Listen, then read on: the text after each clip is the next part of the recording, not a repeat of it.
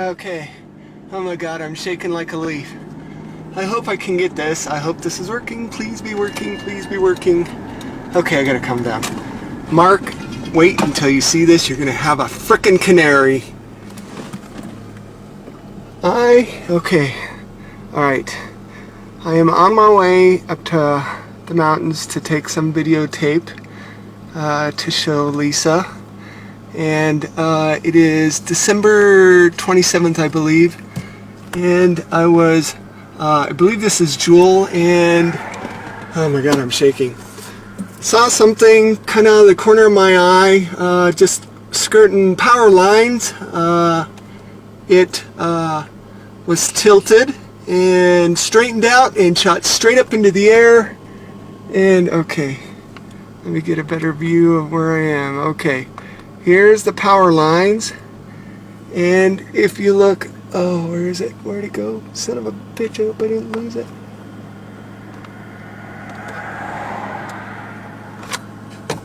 Okay. Pull over.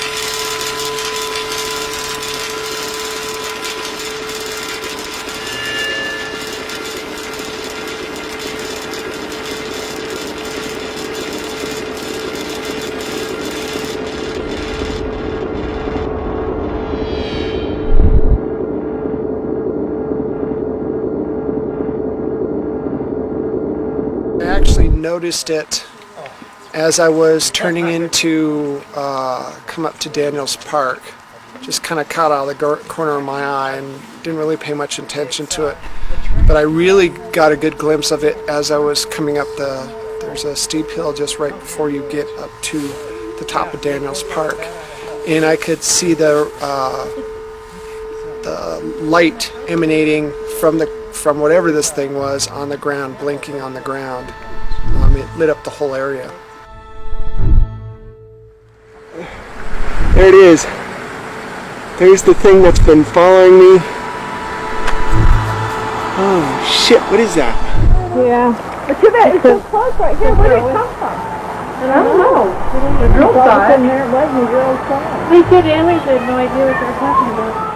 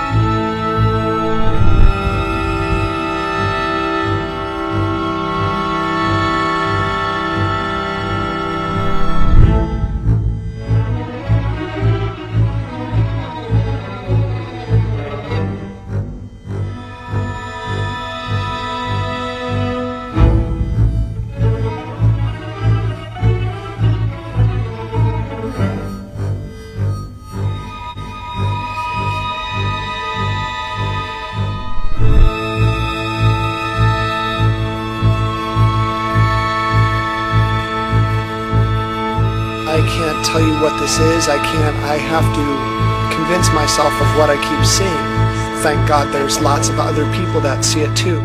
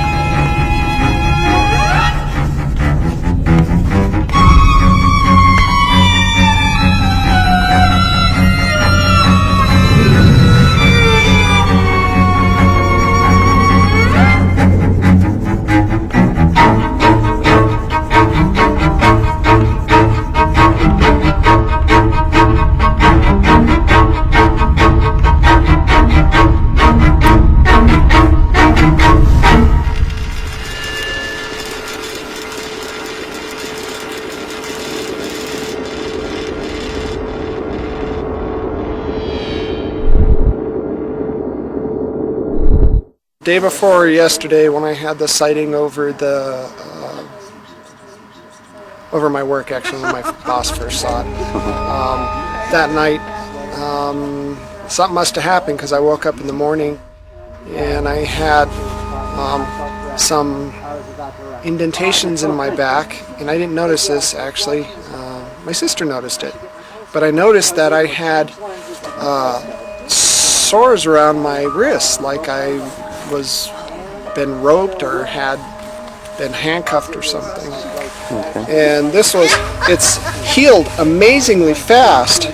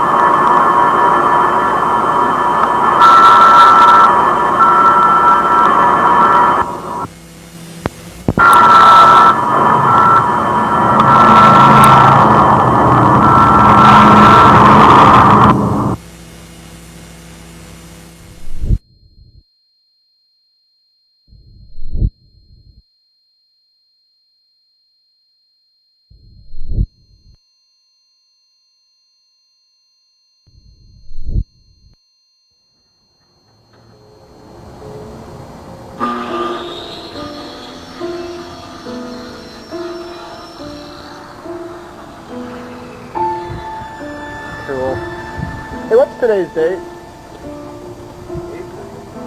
8th of October? Yeah, it is. The 8th. Alright.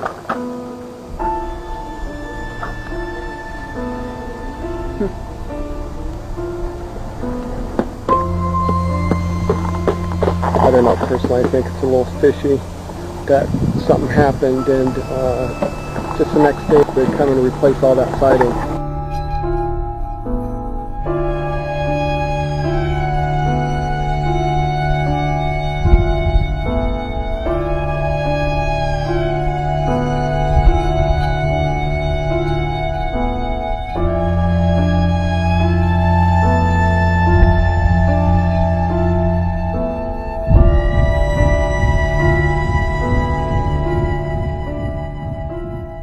I woke up at 3 o'clock.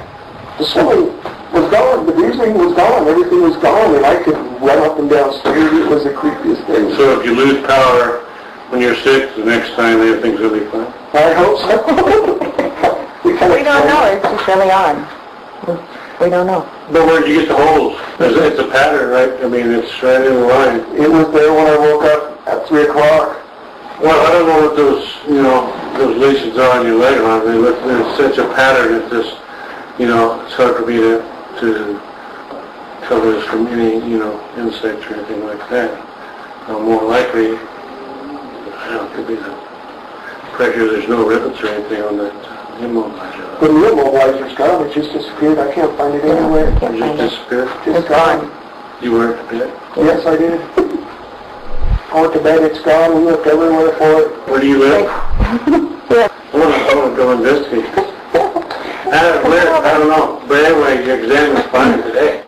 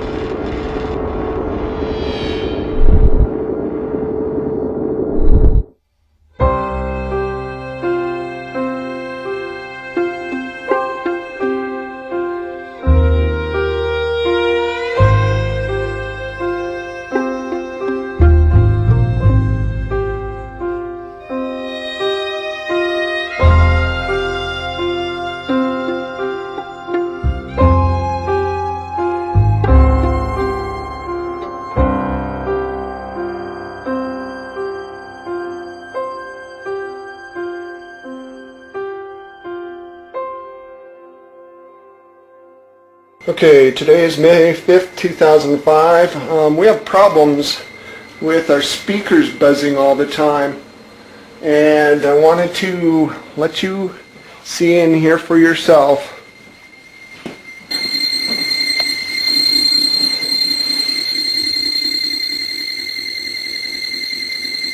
Okay, once again, it's off. There's no power. I'd like to know how the hell they do that.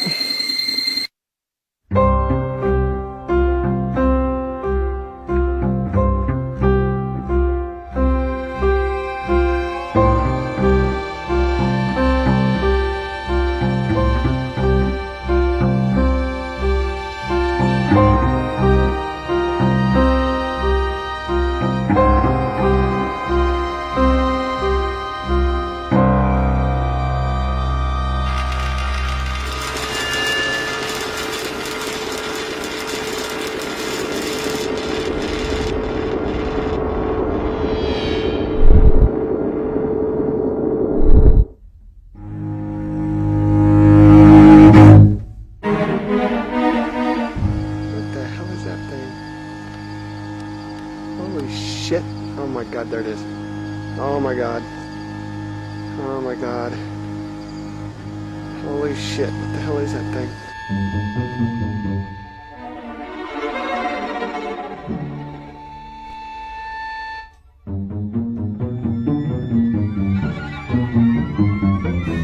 What I got here?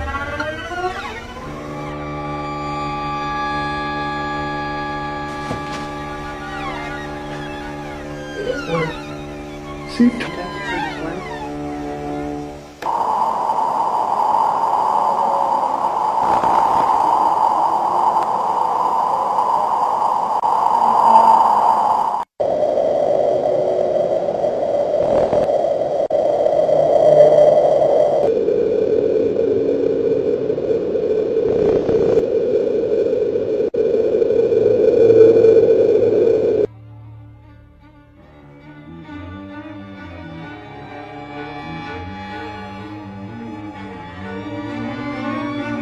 There it is. I got it, I got it, I got it, I got it. That's the same freaking orb. I gotta go over here and see if I can get it better. It's the craziest thing. There it is. There it is, there it is. I'm gonna zoom in, I'm gonna zoom in.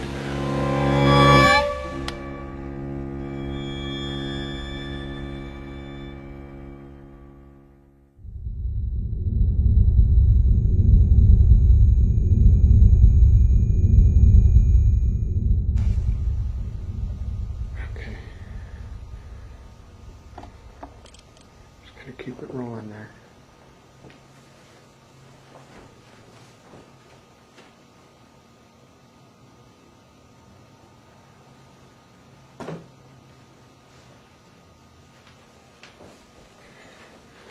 Alright, I'm gonna go to bed.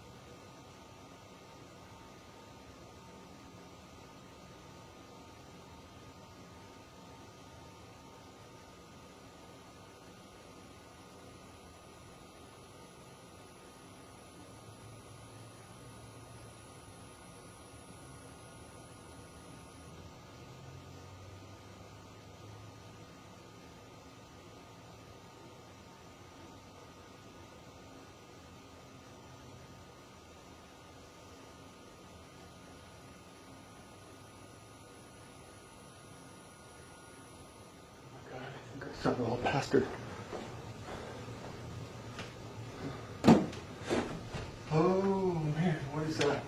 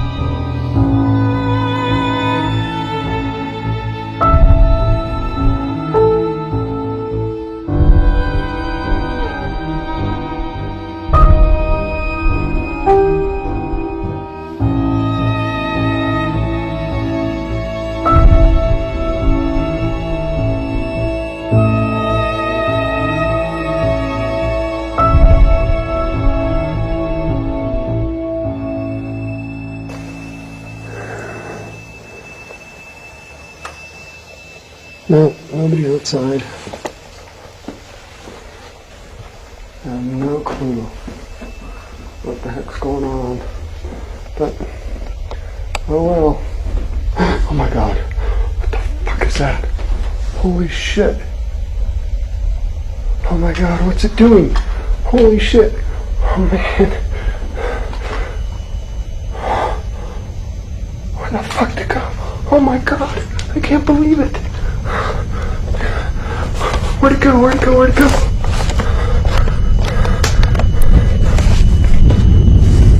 Holy shit. Oh my god.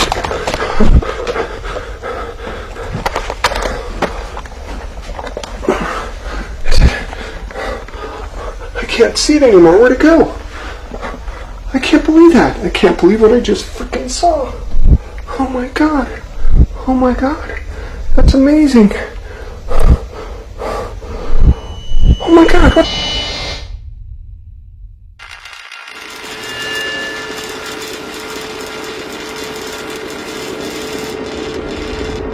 Message delete.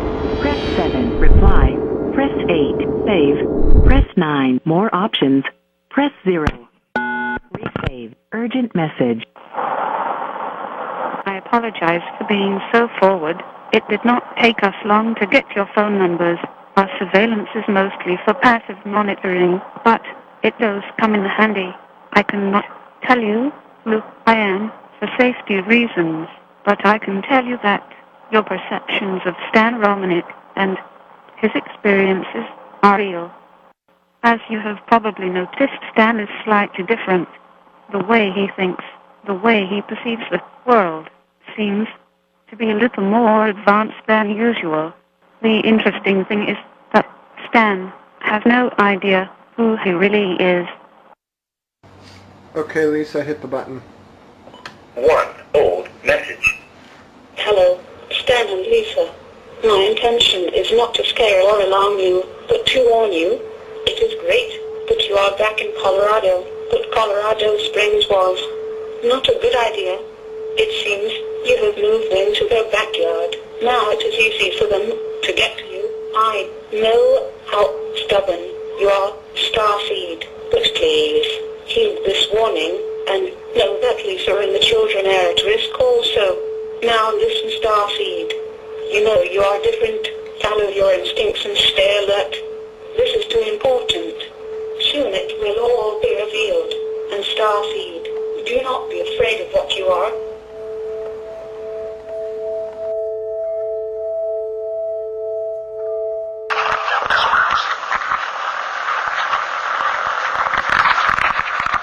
Okay. Sorry about that. Someone was at the door. That's fine.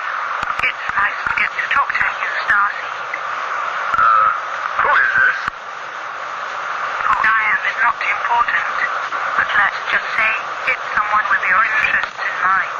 My interest in mind? You have my interest in mind. Why don't you send money? Money. Money can be tracked. You're smart. You will be fine. Just stop being so stubborn. Stubborn? Who is this? They're tracking us. I have to go. Good luck, Starseed. Who is this? Hello? Hello? This is freaking nuts. Lisa! It was her!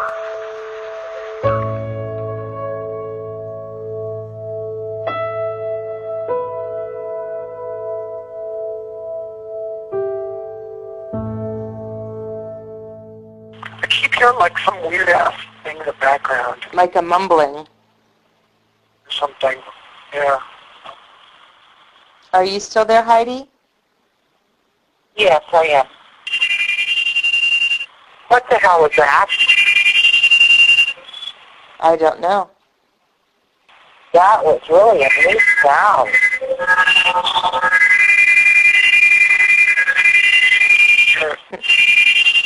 Is that? It's making me feel weird. You hear that, Stan? Real? Feel weird. Just stay on. How do you feel weird? Hello? Heidi, I'm here. Did we lose him?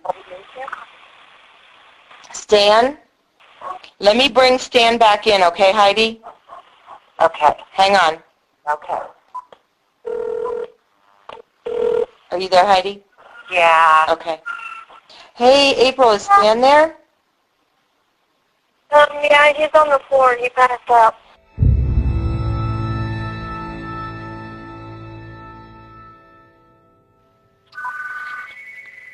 Hello? Victoria. Yes. Please tell Starseed we are sorry. We did not mean to affect him that way. It is to help him transition into the next step.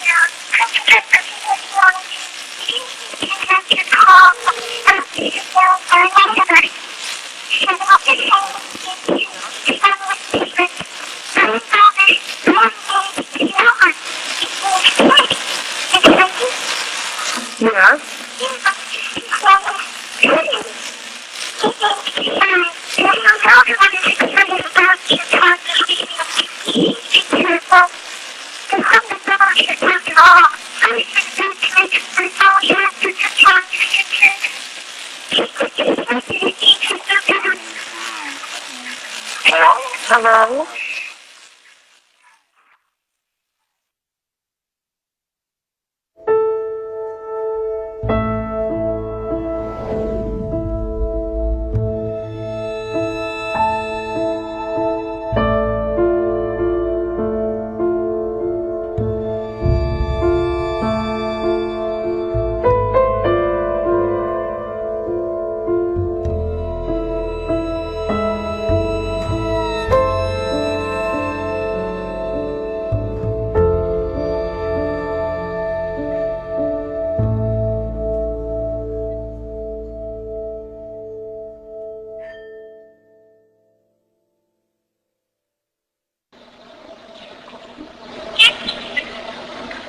Yes? Hi. We can hear you, this is Kioma. Yoma, hello. Kioma, are you there? Oh, sweet little girl, we can hear you. Can you talk louder? Hello? I think somebody's playing a joke on us. You're silly? Why am I silly? Okay, if this is Kioma, when are we going to see you in person again?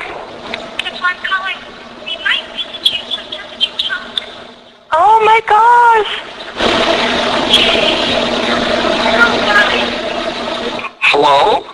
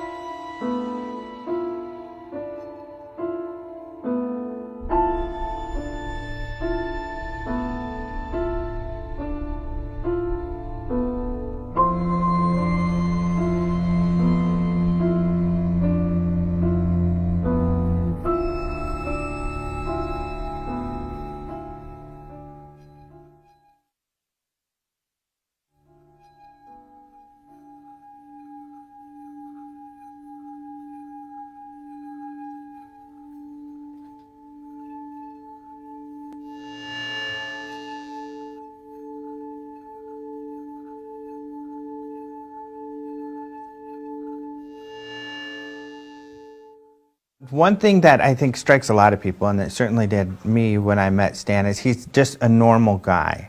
He's almost like a barometer, and and when things around him change, it really affects him. My first thought was that he was highly sensitive, highly aware, what I would think of as the artistic personality.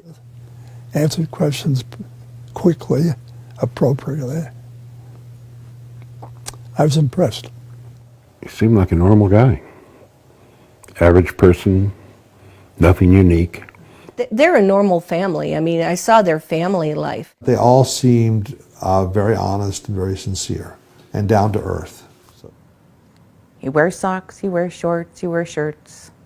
You know, it's not like an abductee is somebody who wears a tinfoil hat. They don't have moon boots. You know, he's very normal. But he has abnormal things happening to him, around him, but more for him. You know, it's pushing him to do something very important, not only for himself, but in a way for humanity.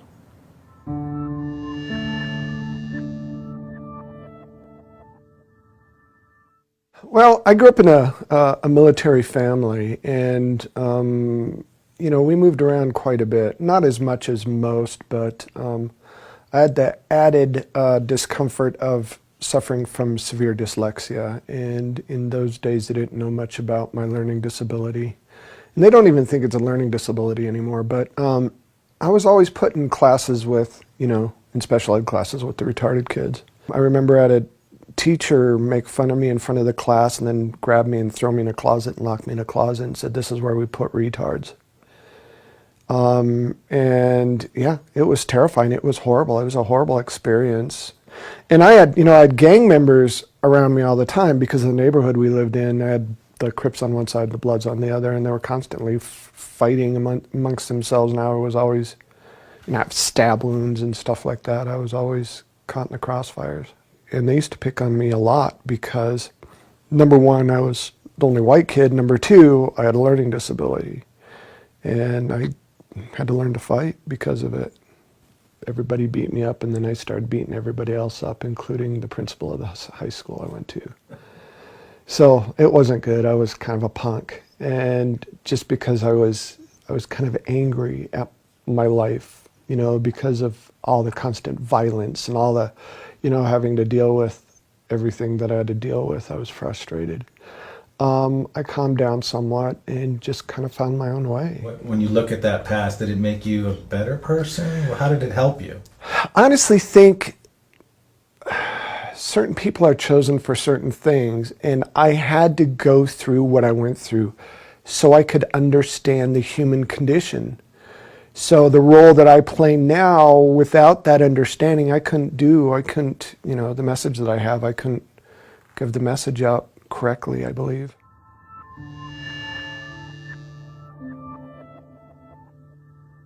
When I was growing up, my opinion of UFOs was, I thought people were crazy if they believed in that stuff. I just didn't believe it. There was no reason to. I didn't even pay attention to it. I was in my own little world, my own little reality bubble, and that's the way it was. I was taught that there's nothing out there other than us. God made us, and that's it. And so when this big event happened, it switched everything around. It literally took me a good 2 years to come to terms with what had happened. And stuff continued to happen through that time.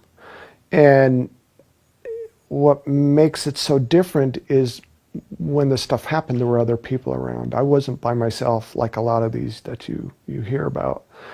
Most of the stuff that happens with me, even now, only happens with a lot of people around. So it took a lot to shake my tree, but when it shook violently, and it changed everything.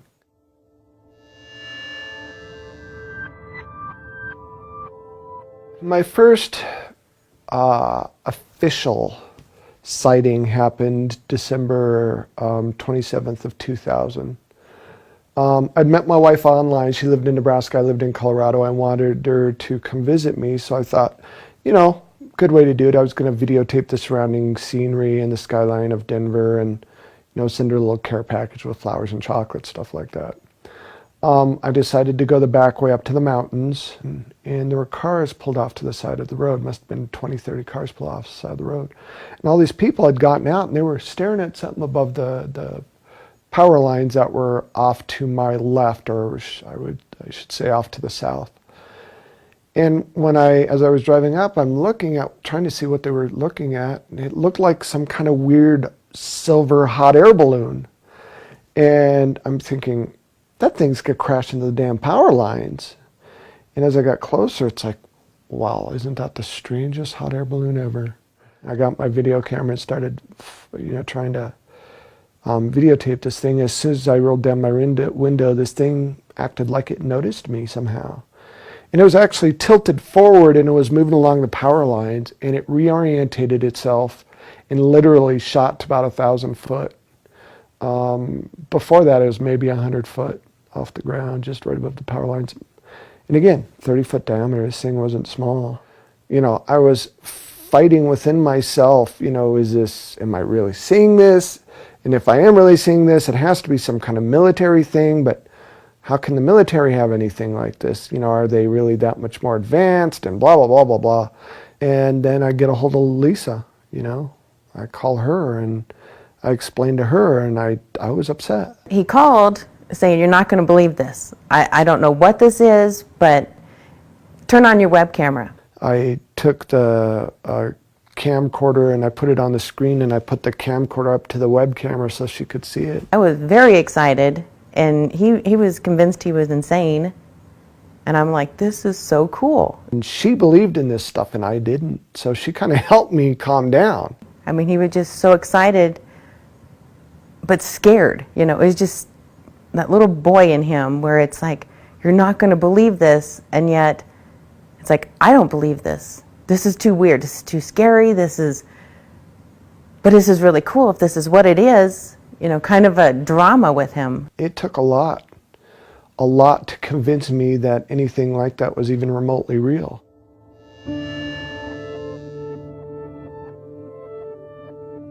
Two o'clock in the morning, maybe 2:30. And they must have been knocking for a while because I'm a heavy sleeper, but they knocked long enough that it woke me up. And first thing I thought is maybe my friend ran out of gas and he had to walk back. Maybe it was the neighbor, they were drunk. I wasn't sure. Got up to answer the door, and I noticed as I, start walking down the hall, my sister had already answered the door. And I looked past my sister, and there were 3 people standing outside.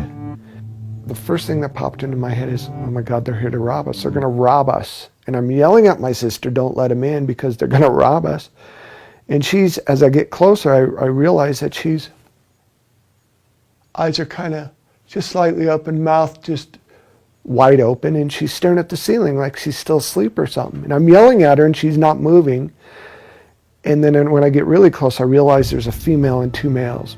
And I got to tell you, I was really scared. I was really scared because I had just come to the realization that UFOs were probably real. But I didn't really think about the fact that something had to be driving these UFOs and that they might not be human. And then now I'm being confronted with this reality that there's something at my door that isn't human. And let me tell you, it was really quite disturbing to me. And right as I got to that realization, the female stepped forward. And for whatever reason, I could hear myself screaming in my head, but I couldn't. It wasn't coming out. And she grabbed my wrist. A thought popped into my head. You're okay. It's going to be okay. And the thought was not my thought. I didn't put that thought in there. It just appeared. And let me tell you, it must have freaked me out enough that I somehow snapped out of whatever trance they had me in. And there was a male on either side of me. And by the time we got outside to the balcony, I grabbed one of the males and I was going to literally throw him off the balcony. And I felt the light tap, like somebody was tapping the back of my head, and I woke up somewhere else. I don't know. It's really bright. Mm-hmm. It's like really bright. Mm-hmm. Where's the brightness coming from? All around, really bright. I'm kind of stuck to a wall. Mm-hmm. I think it's a wall. I can't tell. Mm-hmm. What makes you think you're stuck to a wall? I can't move my arms, I can move my head, I can move my body, but it's like I'm sucked or glued to the wall. You know, you go to an amusement park and you those centrifugal force rides that spin around and you're stuck to, that's what it felt like to me. But it was incredibly intense. Something around my wrist. I'm trying to get free, I can't get free. And is it just around your left wrist? Yeah, it seems to be around my wrist, but I don't think that's what's holding me down. It looks like it's connected to something, but it's not holding me down. I could move my hands, I could kind of move my hand, move my feet a little bit, but I could not get free of this wall. And when I looked, it looked like it had quarter-sized copper pieces about their space maybe a foot apart, all over the wall, just peppered the whole wall. And I had these copper bracelets on my ankles and on my wrists, and they had these tiny filaments, almost like hair-like filaments that were going to the wall. And if I wanted to, I could have snapped them, but for some reason I was stuck, so I couldn't do anything. I couldn't move. Well, they're turning me over. They're like turning me around, and I can't seem to move very much. And they're doing something to me. And they turned me around, and they started doing something to my back that hurt, really stung really bad, like they were cutting me or something. They're sticking it really far in my back. How can you tell how far it's going in? It hurts. So you can feel it. Yeah, but it's weird. She puts her arm on me and then relaxed a little bit. And I felt another tap on the back of my head, and I woke up in the middle of the room on some kind of platform with the female standing right there. And she looked at me, tilted her head. Suddenly, an explosion of thought literally filled my head. It was so intense, it knocked me over, and I almost fell off the table. And when I came out of this shock, she stepped back. She quit doing whatever it was that she was doing. She stepped back as if to say, okay, you poor, stupid, little, insignificant thing, we're going to try this your way. Image after image, thought after thought, visualization after visualization just filled my head. It was then that I realized whatever this thing was, it was way more advanced than me. He has that experience. He calls you up. What is that phone conversation? Phone call was basically, I had the weirdest dream. He said, but it doesn't make sense because I have all the hairs all off my wrists and I have these sores on my back. I was trying to be the analytical one, you know, it's like there has to be a reason for it. It can't be that aliens came in and abducted you. And he's like, well, I know it was a dream. It was a dream. Aliens aren't real. And then he called me back because he's like, I'm going to go. And he called me back and he goes, it wasn't a dream. I know it wasn't a dream. I fell apart. I started crying and shaking and freaking out. It's like, oh my God, because it made it real. It made this whole thing real. This really happened to me.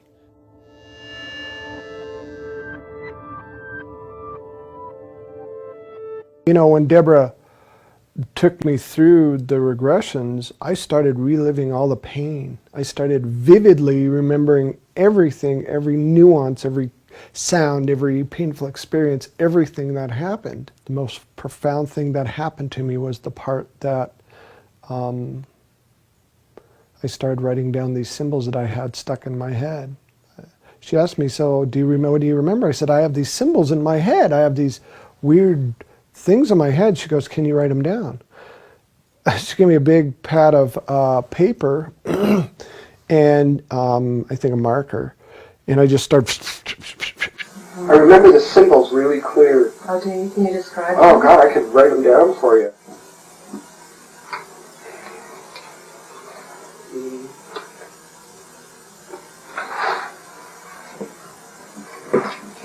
These are the images that I got in my head.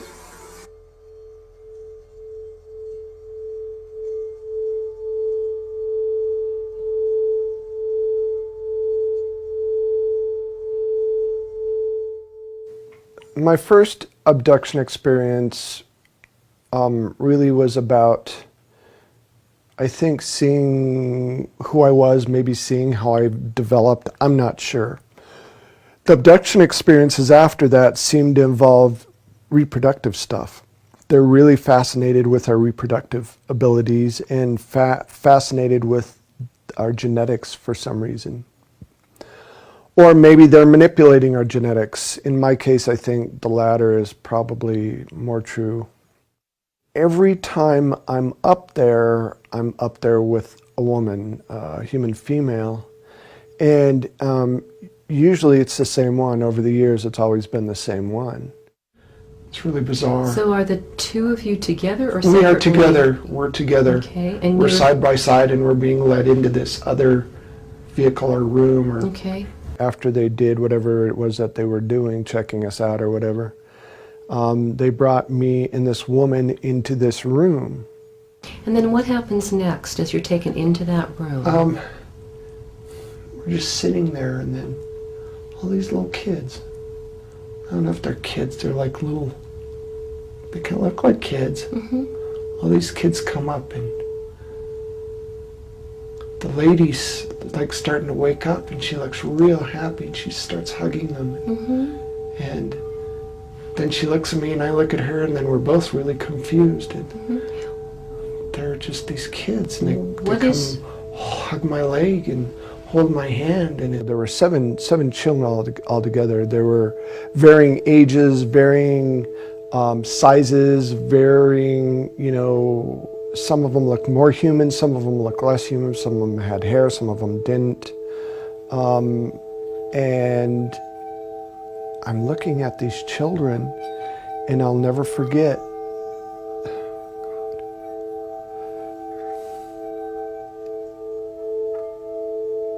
Every single time I talk about this, this one little girl comes up to me and hugs my leg. And I'm looking down at this beautiful little child hugging my leg, and I realized that this kid looks like me, and she's beautiful. But she's different because it's all about the eyes. She has these huge, oversized, almond-shaped, slanted, so blue they're almost violet eyes. Beautiful blonde hair, and she's just clinging onto my leg like, please don't let me go. I don't want to leave them behind. You don't want to leave who behind? The babies. The babies? What are you feeling right now besides the fact that you don't want to leave them? They're crying. They're crying? What tells you that they're crying? I can see them crying. They're reaching for me, and they're making me go. Mm-hmm. The children are making you go? No. They're taking me away from them. Stan basically was reliving his experiences. It wasn't even about remembering. And to sit there and watch as he physically experienced the pain inflicted on him was very hard. It was just heartbreaking to watch. The memories he did have of his abductions and the woman that he remembered seeing her, he knew what she looked like, what she sounded like, was hard for me. But during these regressions, it all just came really, it became a reality for me.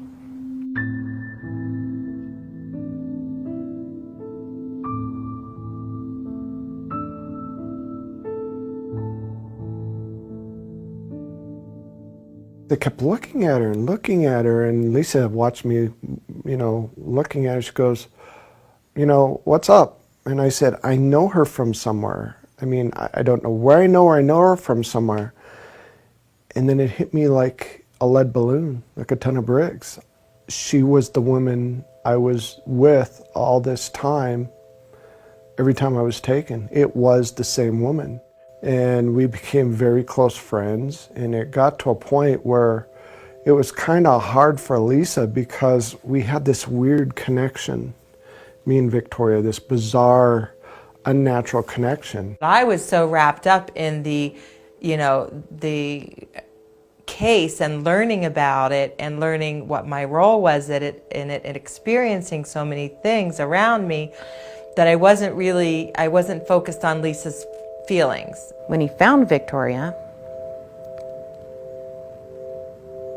that was really hard for me to deal with, because I knew she was real, I knew she existed, and in some ways I prayed that he never found her.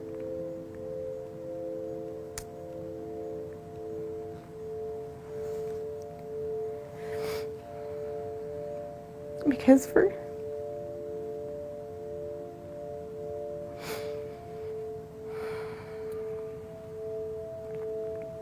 6 years, I worried what would happen to me.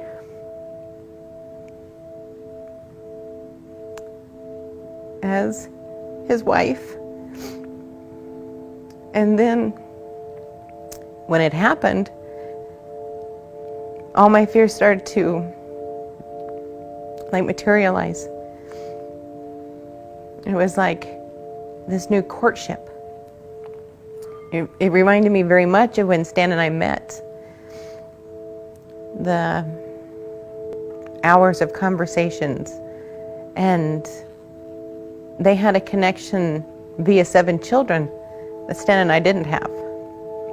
There were some instances where Stan and I would have be in a deep conversation, and it's like she couldn't put a wedge through us because we were so focused on this scenario that we were involved in and trying to learn more about it. So I think there was jealousy, but it stemmed from probably just knowing that Stan had had experiences with this woman, me, up there. Victoria and I mean, we had some rough spots where my jealousy and my anger was very evident to anyone in that house. We'd get together and the two of them would disappear and I would flip out. I mean, I would just be furious because when I voiced my concern, it's, oh, you're imagining it. It's like, don't put it off that I'm imagining anything. I see what's going on in my house and I'm not okay with it. I don't know how I would have acted, but she always held herself in complete poise in class. And I mean, there were a couple instances where she'd, you could tell she was hurt or bothered, especially if he and I would go off to the side and be in this deep conversation and she'd be looking for him and we're sitting out in the front yard talking.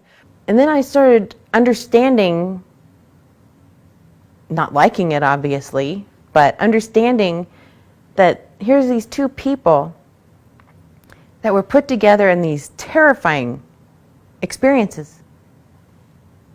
And they needed each other to figure out what had happened.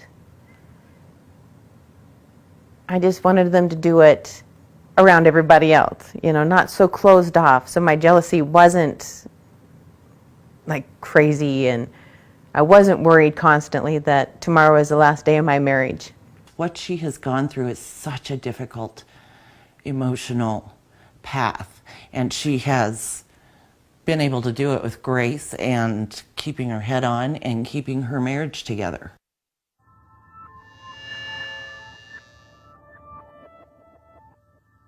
I have never doubted that my husband loves me more than anything else.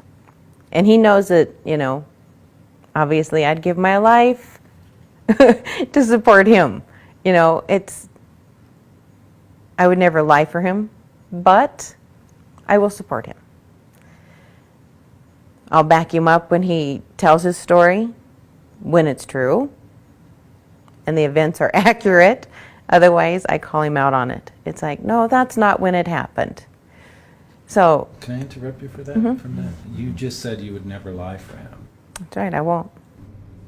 To your core, that's who you are. Absolutely. So nothing that has happened in any way, shape, or form in his life and to you has been fabricated? No. Nothing that he has shared with you or anyone else is fabricated. I cannot tolerate liars. I cannot stand deception. I would, if I thought Stan was lying about any of this, making any of it up, I would have walked away faster than anything. Love or no love. I wouldn't do it. He's not lying. Stan, no. When you live with somebody and the person is undergoing trauma, and the person, he has physical contact. In other words, this isn't just downloading of aliens. This is physical marks and physical problems and physical interaction. The person that's the closest to you knows whether you're lying or not, and she is. Actually, she and the family, all the family, know that this is a real phenomenon. Now, whether some of it has been done to him to confuse him and half of it is disinformation or some of it is copycat, we don't know that. But we know some of it is real. Do I believe everything that that's happened to him? Absolutely not, because I can't investigate everything that's happened to him. But I'll tell you what, out of all the things that he's claimed has happened to him, even if you believe 40%, that's a lot. That's enough right there. Just that 40% is enough to to believe that he's an actual abductee.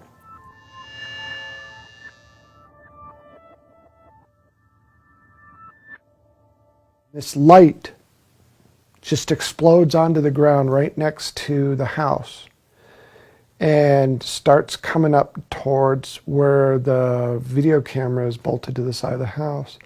And you see these what look like soap bubbles start flying around, and it almost looked like there's a little bit of steam coming off the grass when the light hits the grass. And then pretty soon the video camera was taken out, and I came back with a bloody nose and peeing blood. And later that morning when I woke up, I went to go check to see why the cameras didn't, why the cameras stopped working. Because we saw on the video, this amazing event took place and the beam of light hit the ground next to the house. But it stopped working, and I wanted to go see what the heck happened. So I went outside and I noticed this. It's as if where the beam of light hit the camera, it cleaned the whole area of sighting in this perfect arc. And it literally melted the siding. You could see where some kind of heat warped and kind of browned the siding a little bit, especially up toward the camera. And it also killed the grass below. Now, when they analyzed the siding, it cleaned the siding somehow, or pulled the dirt out of the siding all the way through the molecular structure of the siding itself. The very next day, I was going to collect a piece of siding because it was my day off and Lisa had to go to work early. And I woke up 8 o'clock in the morning because I heard this pounding. It's like, what in the world? I went outside to look, and there were two guys had taken down my surveillance camera and laid it in the grass, and they were replacing the siding of my house. I was pretty upset that they touched my surveillance camera, and what the hell are they doing replacing the siding? I tried to get a hold of the landlord, but the landlord was on vacation, and I asked these guys, what the hell are you doing? Well, your landlord wants us to replace your siding, so I had no way to check right away, so I let him do whatever. And I go, well, I want a piece of the siding, and I started rummaging through, and they got really irate. They said, no, absolutely not. We got to keep every little piece of it because we got to prove to your landlord we replace the siding. I knew instantly that there was something fishy about that whole thing.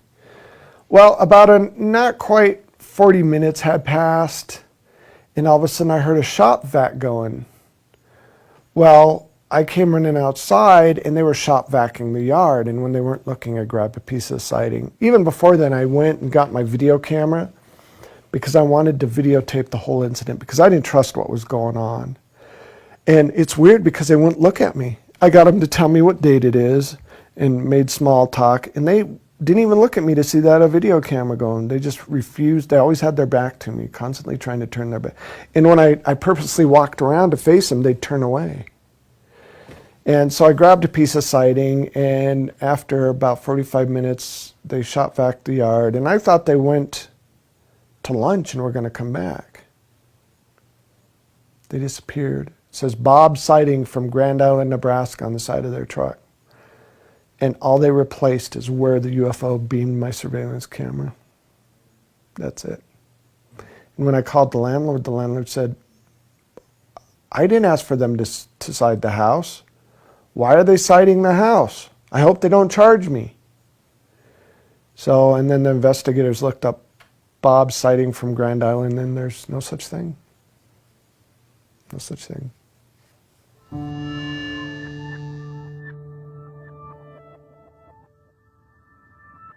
This weird British-sounding voice left a message for us saying that it wasn't safe to live in Colorado Springs. And, you know, I thought somebody was joking around, but honestly, I wished I would have listened, because not long after that, I was riding my bicycle to work, because I didn't live very far from where I worked. And this black SUV kind of pulled up alongside of me as I was riding, and I heard them say something. It's like, oh, great. You know, some militaries, drunk military types trying to start trouble, because there's a lot of military bases in Colorado Springs. Well, I ignored them and kept riding. They were stopped behind a car at a stoplight, so I just went up and over an embankment and drove into the parking lot where I worked, and I was going to go around the building to lock up my bike. Somehow these guys knew exactly where I parked my bike, because they found a back way to get into the back parking lot where they cut me off. It was a guy on the passenger side gets out of the car and says, "You need to keep your mouth shut." And I look at him, I said, "I didn't say anything to you." And I knew these guys were going to start trouble, and you could tell they were definitely some kind of black ops or military just by the way they looked. He started shoving me, and I kind of fell off my bike a little bit, and I heard him talking about the alien stuff, and I said, "I can't shut up about this stuff. That's ridiculous." And so he started swinging, and we got into a tussle, and you know, I grew up in Southwest Denver, so I kind of know how to fight a little bit. And then the guy behind the passenger seat, there were 4 of them altogether, got out and did all these kung fu karate kind of moves, and I actually laughed at him. I think it kind of pissed him off a little bit. But he came at me, and I had a bike chain wrapped around my seat that I locked my bike up with, and I just started wailing at him. And I honestly thought I killed him, because he was on the ground jerking around and shaking really hard like he was having convulsions or something. And I felt this intense kind of weird tickle pain thing on my lower back, and I hit the ground. And as this was going on, people were driving by watching this happen. Somebody called the police. The police were there almost, oh geez, within 5 minutes of these guys picking up their buddy and throwing him in the van, their whatever SUV, and taking off. Come to find out, they actually tased me. And that's why I fell to the ground. And one person tried to follow them and lost them. So there was a police report made, and ended up with a broken wrist and a broken nose. And you know, I wished I would have listened to that call.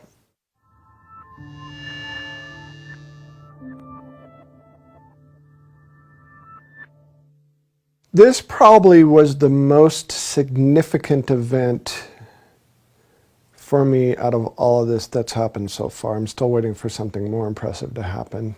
It started out, I was painting the eave of my house, and I had grabbed for, I think it was for a brush to kind of brush the old paint off the eave, and I kind of fell off balance a little bit and literally fell 12 feet onto the ground, and I tried to catch myself. Trouble was, there was a wheelbarrow full of bricks just right beneath me, and I twisted my leg just right and tore the anterior cruciate ligament in my hamstring of my right leg. Went to the doctor. They told me I was going to need surgery that next Wednesday. I think this happened I think it happened on a Friday, so I was going to need surgery that next Wednesday. I had to wait through the weekend and everything. Tuesday night, something happened though. Usually when I get taken, what will happen is, for whatever reason, whatever power or whatever technology they use seems to blow the circuit switches, blow the breakers in the house. So Lisa woke up in the middle of the night because I was gone and all the breakers were blown. She could hear the breakers go or something. I don't remember exactly what woke her up. But when she tried to find me, I was completely missing. I was gone. I was nowhere to be found anywhere. She looked everywhere for me. She eventually got all the breakers flipped back on, all the lights back on, and she came in the house, and I was standing dazed, kind of dazed in the middle of the living room. Now, to me, I woke up and I was looking for Lisa. In reality, I was already missing, and Lisa was looking for me. We didn't really give it any more thought. We didn't give it a second thought. And we decided, you know, we'll just go back to bed. You know, it could have been a fluke. Who knows? Well, the next morning, Lisa, I couldn't work because of my knee, so I was off work. And Lisa had to get up fairly early to get ready for work. So 6 o'clock in the morning, she got up. And she noticed this circle in my yard. And it kind of looked like the same circle that we had in our yard from a prior abduction. Now, what's interesting is Lisa woke me up to come look at this circle. And she was looking at me weird, and I walk up to the window and I'm looking, I said, that's just crazy. How'd that get there? And Lisa goes, do you notice anything different? I go, yeah, there's a damn circle in our yard. She goes, no, do you notice anything different? I'm looking at her like, what are you talking about? So she goes, come here. So I walk over to her and it's like, hey, where'd my knee brace go? Where'd my cast go? And how come my knee doesn't hurt anymore? And how come it's swollen anymore? And why in the hell do I have 5 holes in the back of my leg? There was hardly any bruising left. My leg felt a little stiff, but after a while it stretched out and no pain whatsoever. Well, they found my knee brace a few hours later when the researchers came over on the side of the house, literally melted into some bricks, including the aluminum rods were all melted. And bits and pieces of it were found in the field behind our house and some of it on the swing set that was in our yard, as if this thing was thrown out of some high place and it just landed on the side of our yard. Well, the funny thing is, I had to call the doctor to explain why I didn't need surgery. And I remember calling, and I left a message for her, and she called me back because she was off work. She called me back and she said, Stan, I understand you're really frightened about getting surgery, but if you don't get this surgery, you're going to be a cripple the rest of your life. You'll never be able to use that leg again. I said, look, I can't explain it, and I wasn't about to explain that I was taken by aliens and they fixed my leg. There's no way I'd say that to her. She'd think I was nuts. I said, I'm just going to have to prove to you I don't need surgery anymore. She goes, all right, I'll tell you what. I'm not at the office right now, but my associate's in the emergency room. I'll call him, set it up. You go see him in the emergency room, and he'll tell you the same damn thing I told you. It's like, okay, fair enough. Well, I went to the emergency room, and my wife brought a tape recorder, and we recorded the whole conversation. And this guy had no idea how it was possible that I went from having a torn ACL to not having a torn ACL. And what kind of miraculous thing could have done this? At first, he said those holes in the back of my leg could be bug bites, but then there's no rivets in he didn't have any explanation. And then he suggested that we call the Ghostbusters to come figure out what was going on. And I never told him anything about the ET stuff. He just assumed.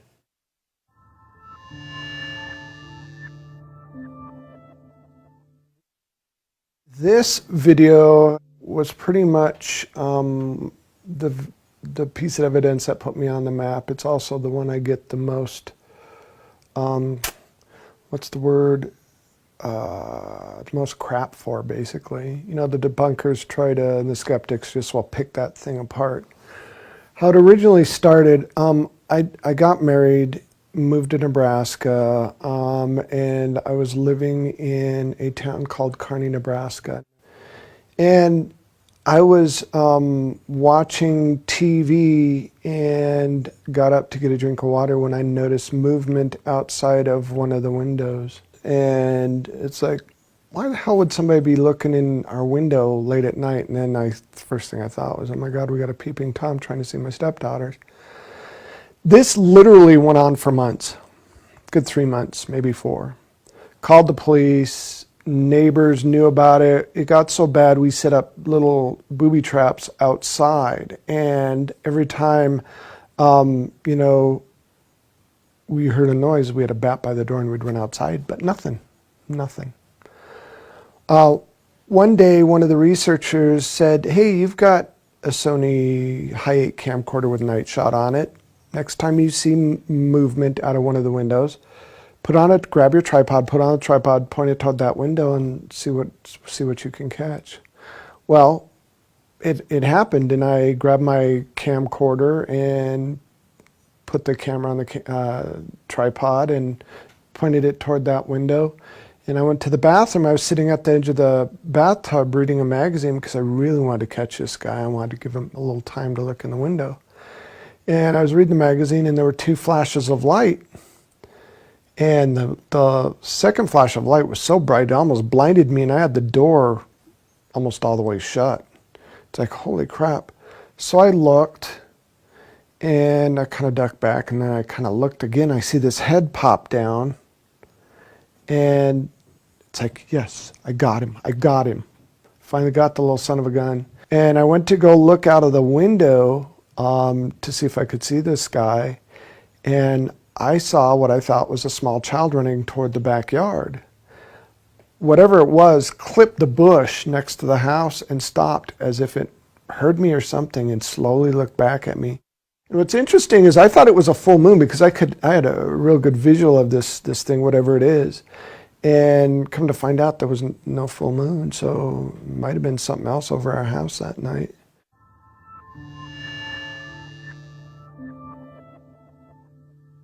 I was kind of staying away because my stepson had friends over for a sleepover. I didn't want him to get in trouble. And I woke up because I heard a noise. I had one eye open.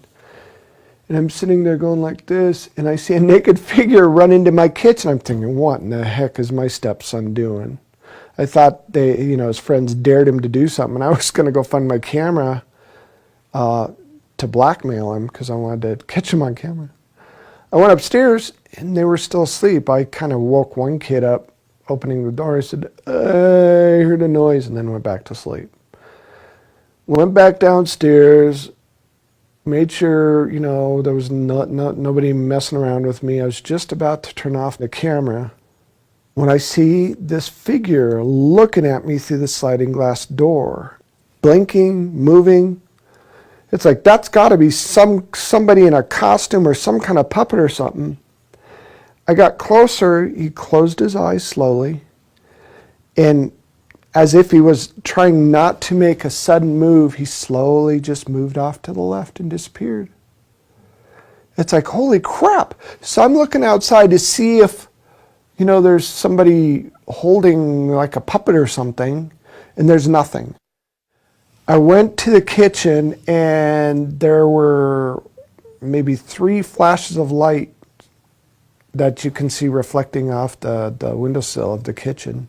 And I woke up on the ground 45 minutes later, only remembering seeing the flashes of light. I didn't remember actually seeing being in the window till I looked at the VCR.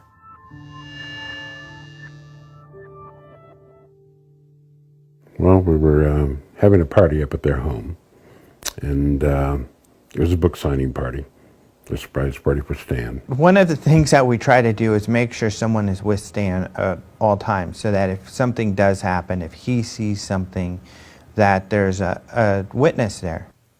It was raining outside, and I was looking out the window, being really grateful for the friends I had, when I noticed this little girl at the edge of the driveway. Stan had seen the little girl outside, and it was raining. He's like, come here, Victoria, look at the little girls out here. And I'm like, Stan, it's probably just a neighbor kid. Just get in. I'm not going out there. It's raining. You know, and it was after that that I said, I will never not pay attention if Stan Romanek says, hey, look at this. This is unusual. I had my porch light on, and it illuminated the yard up enough that I could see this little girl standing in a gray jumpsuit at the edge of the driveway. She had dripping wet hair, and I'm thinking, it's 9 o'clock at night, it's raining, this girl's wearing a jumpsuit. What parent in their right mind would let their little daughter out in the rain like this? And why is she wearing a jumpsuit, and why is she staring at me? I remember Stan going outside. He said he wanted to go outside for a little while. And it was kind of funny because then my friend Rick comes over and he goes, where's Stan? And I said, he went outside. He's like, is he alone? And I said, yeah. He's like, oh, I better go. Damn it.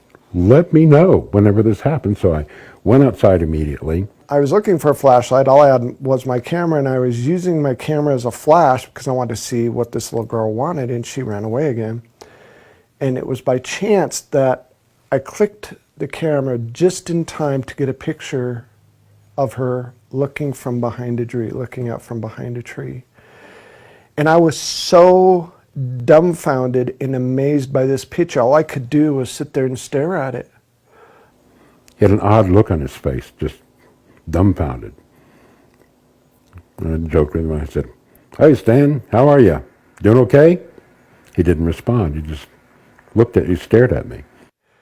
And I was speechless. I couldn't say anything. He goes, Stan, are you okay? And I just showed him the picture. He goes, oh my God, you have to show everybody this picture. This is the most amazing thing I've ever seen. When we got back into the party, I told everybody, I want everybody to listen for a second. And I said, I need everybody's attention right now. Something appeared to have just happened outside. And I'd like every one of you to look at what's on the camera here. And her eyes were really large. They were very large, almond-shaped, human eyes, but very, very large. It was more than a photograph. She was on top of that camera, emoting emotion. It was a moving moment. Many people just started crying. They didn't. There was something so profound about what appeared may have just happened. So this was really strange, and we're all, you know, kind of freaking out about this. Everybody had taken a look. So I kept telling him, let's get this on the computer, let's get this on the computer. Everybody said, go put it on your computer, go put it on your computer so we could see it bigger. I took 2 steps down the stairs to go to my office. Beep! The pictures disappeared. We checked. It was off the camera, not there. The shots before it were there, shots after it were there. Every single person that was at that party saw it before it disappeared. And then he received a phone call. And then 2 minutes later, the phone rang, and somebody handed me the phone, and I answered it. It's Daddy, don't worry, I love you. I'm okay. I started just crying and crying and crying because I knew in my heart that it was. And then it all come flooding back. That little girl that was hugging my leg was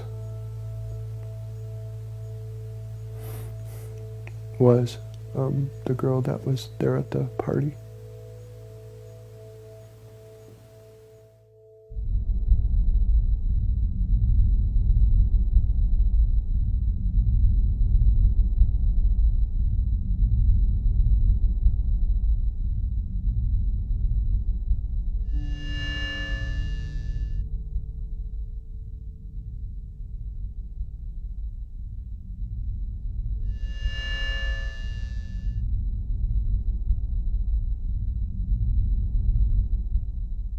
When I ran across his video of his first UFO sighting, I was really intrigued.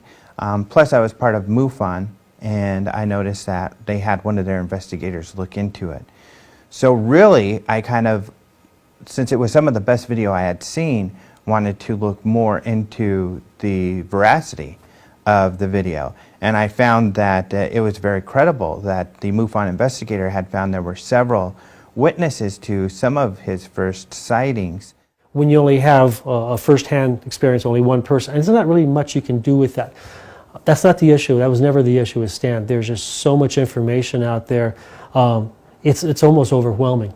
Stan's story is incredible also because it has so much proof.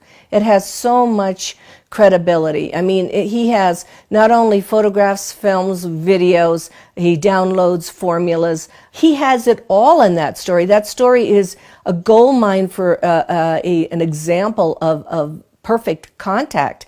There are aspects of the case that are very solid, that it would be impossible for Stan to hoax. Stan is being used to give a message also. I mean, he's being used to say it's real. The stuff that I've seen, the evidence that he has, that I looked at, the people that I've interviewed around him, wow, yeah, he's the real deal, no doubt.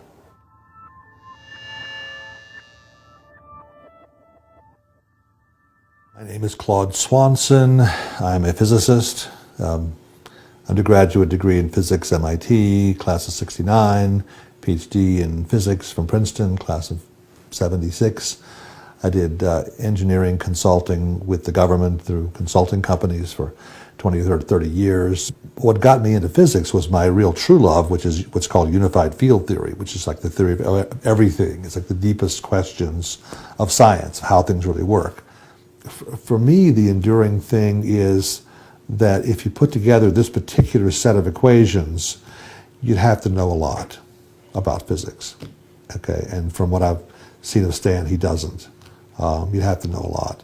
And there aren't many people who would be smart enough to be able to choose these particular equations and put them together. Most people would pick a random set of equations, you know, or they pick something that looks complicated, that maybe has no meaning to it. These equations actually relate to propulsion and faster than light travel. I mean, I think one thing that they give is a sense of credibility to Stan.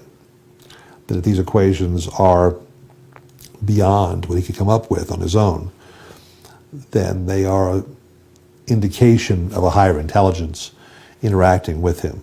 The more I have looked into them over the years and the more I've figured out different pieces of it, the more impressed I am that they seem to actually describe how they do some of the things that we find anomalous. How they go faster than light, how they get from some distant star to here. In our current science, even maybe 20 years ago, those things were viewed as impossible. What's been happening in the past 15 years or so is there's a group of leading edge scientific thinkers who seem to be following along a similar path, and they're not the mainstream scientists, but there are more and more indications that seem to back up the equations that Stan has been writing. So there's a trend here, a growth that kind of says, you know, these might really work. One of his equations relates to a solution that was found in the 90s by a physicist named Alcubierre, a Mexican physicist, that is the first proposal for how you could take gravity and make faster than light travel from it. He found a solution, a mathematical solution that gives you a warp drive. Okay, that's what they called it. Now, it involves some conditions that are not realizable in our current physics today, but still it's a step in that direction. And as you look more into it, you find, and that's one of Stan's equations. And as you look into it, the other people, Puthoff and Robert Dicke, whose equations also show up in Stan's work, they're also working on the same idea, how to change space-time in ways we didn't know was possible before. Right now, what I'm picking up is that there's a theme. And the theme is that it is possible to get from there to here. Our present conventional view is we couldn't have ET visitors because it takes too long for them to get from there to here at the speed of light or less. But suppose there are ways of warping space and time or going faster than light. And that's what some of these equations are hinting at.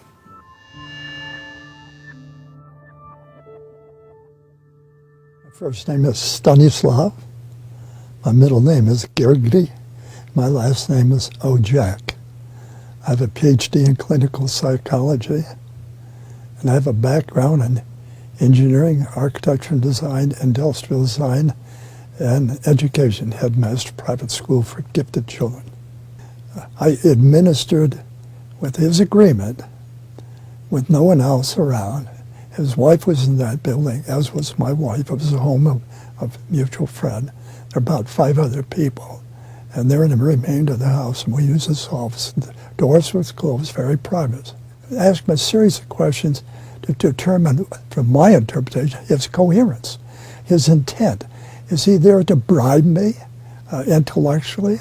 Does he want me to set up some kind of an assessment or analysis to glorify who he is? I look at all those issues. I gave him some document. I said, okay, now I want you to take these tests and answer them at whatever speed you want. Don't worry about the length of time. But you can't ask me any questions. And he said, okay. So he took the post-traumatic stress disorder assessment, and it shows that there's a very high degree of stress related to something. Now, it could be related to his marriage. It could be related to something he refers to as a UFO experience. I gave him a personality test, which is called Myers-Briggs, in order to be able to understand his personality relative to himself and the way he answers questions. I also gave him one for his ability to recall things, for memorization. I gave him one for interpretation in regards to lying. I outlined 27 different questions and how he answered them. And I watched what he did with every test, because that's part of the assessment. How did he take it? Was he eager? Was he frustrated? Was he focused? Did he ever stop and lean back? Or did he ever hit the table? Many things that might show frustration. He did all 5 tests very calmly. And when it was all through, it took, as I recall, almost 2 hours. When it was all through, he said, I'm through. How am I? I said, you look okay to me. He said, me? I said, I haven't assessed the test yet. How can I answer that? It's okay. Look at it and tell me. I said, it'll take longer than that, because I have to look at it carefully and do an assessment. He said, can you just tell me, am I crazy or not? Can you say that? I said, yes, I can tell you. From my perspective, you're sane as most people, if not more. You merely have had more experiences that confuse others more than they confuse you. And what I explained to him, norm is not something that we can all agree upon. So we have to have a norm which to agree upon. So if you're asking for my norm, are you normal? The answer is yes. If you ask many other people, the answer is no. In fact, they'd probably call you weird, a liar, and things. I said, you do not lie, or you do not to me. Your experiences are real. I have a lot of proof for it. Therefore, you're okay.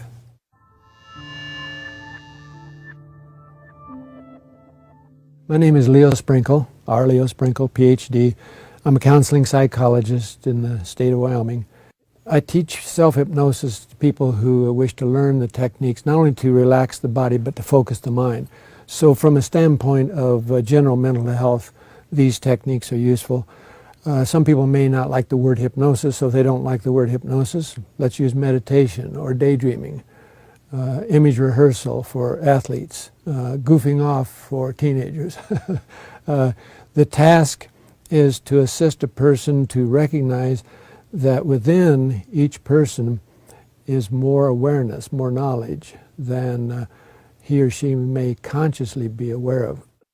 So on a scale of 1 to 10, with 1 being insignificant, 10 being the most significant ever, where does Stan's... 9.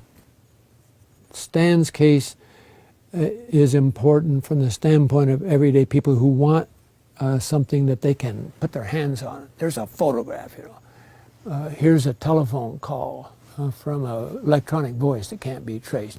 Here is a equation that the physicists are puzzling over. That kind of information means that Stan, as a person, doesn't have to be honest, doesn't have to be nice, doesn't have to be likable. He is nice and he is honest and he is likable, but he doesn't have to be because he's got all this information around him. He has been willing not only to share the photographs, the films, the phone messages, he's been willing to work with other people and write books and to create film, so that not only his story, but the people who are with him, their stories are being documented and being shared. To me, it's part of the ongoing process. So my view is if a person has several sightings, and then they have a job, they have a task, they have a duty, they have a chore, it may be merely to recognize it and accept it and talk about it with friends and family, or it may be something beyond that. And so with Stan, the fact that he had already been willing to go through hypnosis, the fact that he had already been willing to talk about it, and the fact that he had information beyond what most people have, and that he's dyslexic,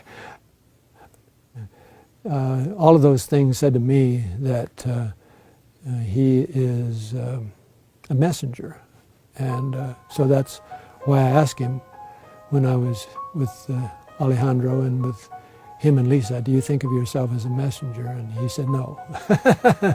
But as he talked with his wife and as he went on further, then he began to realize he may not think of himself as a messenger in the sense that he has a message. But it's just like when I was a 10-year-old kid, 5 o'clock in the morning, I'm riding my little bicycle and I'm delivering newspapers. I don't know the reporter, I don't know the editor, I don't know the publisher. I'm just delivering the news. And he's delivering the news.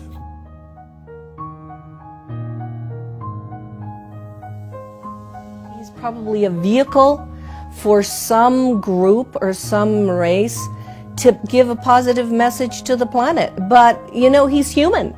So we get all the human stuff and then we get all the starseed stuff together. And he has a purpose, he has a mission.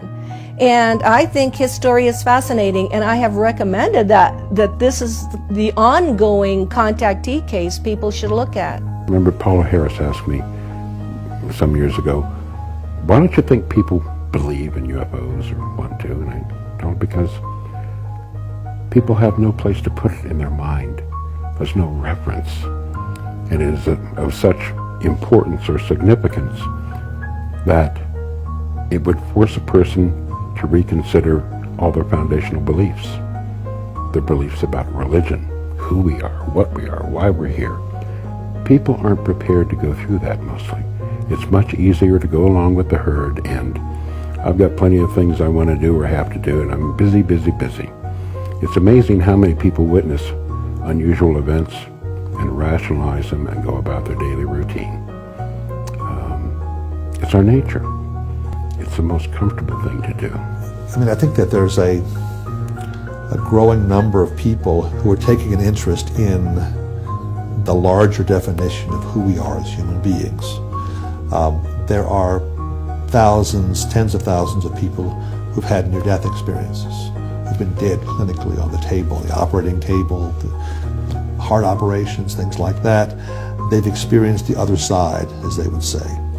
There's a uniformity in what they're reporting, that there is another side, that we are, they come back saying we are powerful spirits here in these physical bodies trying to have a human experience. There are these higher dimensions, okay, and we're all kind of learning and growing in these experiences. And a lot of what they say seems very consistent with the lessons that are coming out of these ET contact cases, trying to learn who we really are as human beings, to expand our own consciousness, our own understanding. Bottom line, even Stan, I think, understands this, that the group, and there's several groups visiting the planet, the group that he's involved with have some kind of spiritual message, some kind of evolution of humanity that they want to happen. At the soul level, this is big time. Because in my opinion, our souls are recognizing that this is a crucial time for humanity and for the planet. And so if we can bring ourselves at the human level to work together to collaborate, not only with ourselves but with the ETs, and then I think it's well worth it, and it'll be worth celebrating. Yeehaw. People always ask me, would you do this over again in a heartbeat? I would, in a heartbeat, because I've learned exponentially, and I get to look outside the box. His responsibility is to simply share his story, what he's experienced. And if it helps people who are in the same situation, that's very important to us. It's all about getting the message out. Every person, whether we are a researcher, whether we're an investigator, whether we are a viewer, whether we are a contactee, or whether we're a fan or a foe of a contactee, each of us has our story, and each of us is unlocking inside. Why am I afraid of ETs, or why do I love ETs, or why do I wonder about humanity? Each of us has our own story. I have definitely gone from ignorant, disconnected, frightened, to enlightened. I have. That's what this is about. That's what my message is about. There's more stuff out there. And it's time for the human race to grow up. It's time for the human race to know who they are. It's time for the human race to understand that there's more than just themselves. It's really easy, but it's very daunting. All we have to do, the human race, is understand that we're not alone, and it changes everything. But trying to get thousands of years of, society ripped out of you is going to be tough, because we've been taught these certain things through religion and through all these other control mechanisms that we're supposed to think this certain way, and it's not benefiting us at all. And so, the message is there's more out there, and it's time we know it. It's time to grow up and take responsibility for who we are. We're being asked to grow up and to be more in contact with the spiritual side of ourselves. And to me, that's what this whole process is about. It's about growing up and taking on a more mature and a much larger view of who we are and how we fit into things. From the bottom of my heart, I just want to help the human race. It's just, I get lost sometimes. I don't know if I'm doing the right thing or the wrong thing. I just try to wing it as best as I can. But really, when I realized my role in all this, I felt honored to be a part of it. And I still feel honored to be a part of it. And I pray every day that I can somehow make a difference in what happens to this wonderful race, this glorious race, because it's important.